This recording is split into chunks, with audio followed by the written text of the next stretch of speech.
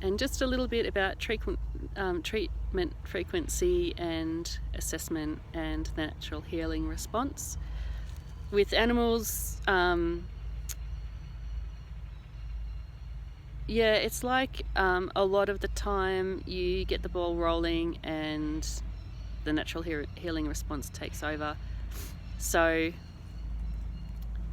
getting that balance between doing enough and not over-treating and interrupting that process. So when it's your own animal, you've got the luxury of being able to witness them hour by hour and day by day.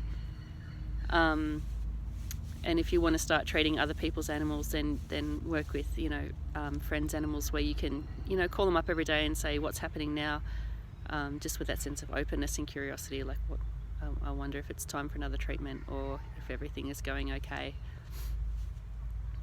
But really, animals can do a lot with very little. They're like babies in that way. They haven't got the stagnation built up from cognition the way that humans do, and so they just respond in a pretty straightforward way. And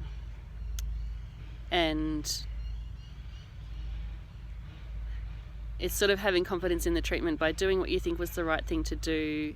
You might go back and palpate and they've still got a lump or whatever it was that you were hoping would change.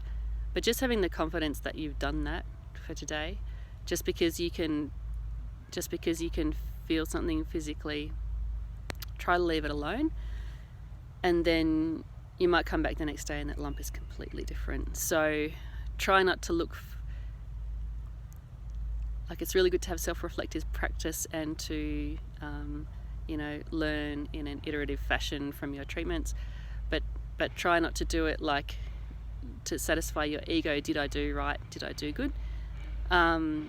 So just open that space out a little bit. So you do your treatment and then you feel satisfied that you're going to wait until maybe the next day before you go and check in and see if something has changed in that animal, because the chances are that it will change. So that's a basic rule of less is more. So and trusting the process and how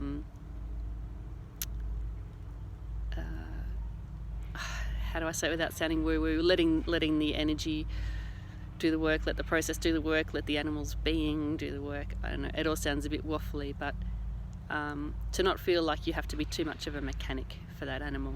That bringing your presence, opening up your heart, your intention, your attention, all of those things actually instigate that chi circulation so well that it really, really, really reduces what you need to actually do to the animal. So I hope all of that was helpful. If you're starting to look into treating animals, even if it's just your own animals or your friends and family's animals, it's really satisfying. It's so rewarding. It's kind of addictive. It's very meditative, incredibly fulfilling. And I hope those little tips might save you a bit of a learning curve.